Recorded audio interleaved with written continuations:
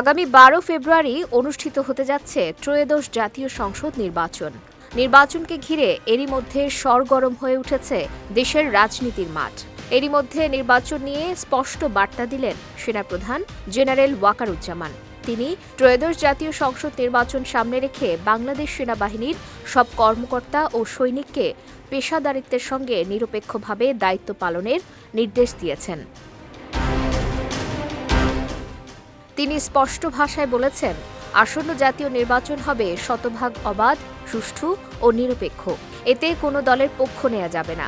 রবিবার ঢাকা সেনানিবাসের সেনা প্রাঙ্গণে আয়োজিত পৃথক দুটি সভায় সৈনিকদের সঙ্গে দরবার এবং কর্মকর্তাদের সঙ্গে অফিসার্স অ্যাড্রেসে সেনাপ্রধান এসব নির্দেশনা দেন। অফিসার্স অ্যাড্রেসে সেনাপ্রধান বর্তমান পরিস্থিতি এবং আসন্ন নির্বাচনে সেনাবাহিনীর দায়িত্ব পালন সংক্রান্ত বিষয়ে দিক নির্দেশনামূলক বক্তব্য দেন। বলেন, নির্বাচনে কোনো দলের পক্ষ নেওয়া যাবে না, এমনকি কোনো স্বজনপ্রীতিও দেখানো যাবে না। ভোটের মাঠে পেশাদারিত্বের সঙ্গে নিরপেক্ষভাবে দায়িত্ব পালন করতে হবে। জেনারেল ওয়াকারুজ্জামান আরও বলেন, নির্বাচনের আগে আইন শৃঙ্খলা পরিস্থিতি এমন জায়গায় নিতে হবে যাতে সব শ্রেণীর মানুষ ভোট কেন্দ্রে যান। ভোট কেন্দ্র বা মাঠের নিরাপত্তা নিশ্চিত করা গেলে সবাই নির্বিঘ্নে নিশ্চিন্তে ভোট দিয়ে বাসায় ফিরতে পারবেন। এজন্য সবাইকে ঐক্যবদ্ধ হয়ে কাজ করতে হবে। তিনি বলেন, দীর্ঘদিন ধরে সেনা সদস্যরা দেশের এই ক্রান্তিলগ্নে নিষ্ঠার সঙ্গে দায়িত্ব পালন করে আসছেন।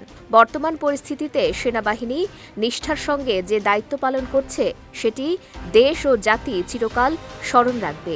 আগামী নির্বাচনের পর গণতান্ত্রিক সরকারের হাতে ক্ষমতা বুঝিয়ে দিয়ে সেনাবাহিনীকে ব্যারাকে ফিরতে হবে।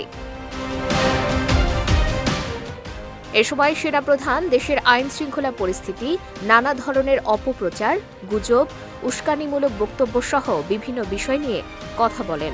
কর্মকর্তা ও সৈনিকদের সবাইকে ধৈর্যের সঙ্গে দায়িত্ব পালনের পাশাপাশি যেকোনো উস্কানিমূলক বক্তব্যে প্রতিক্রিয়া না দেখানোর বিষয়েও সতর্ক করেন। পাশাপাশি সেনাপ্রধান বলেন, বিভিন্ন জেলা উপজেলা পর্যায়ে শীর্ষ সন্ত্রাসীদের চিহ্নিত করে ম্যাজিস্ট্রেটের মাধ্যমে তাদের সাজা দিতে হবে, যাতে নির্বাচনে কোনো ধরনের সহিংসতা ও অনাকাঙ্ক্ষিত ঘটনা না ঘটে। বিজয় টিভি নিউজ ডেস্ক।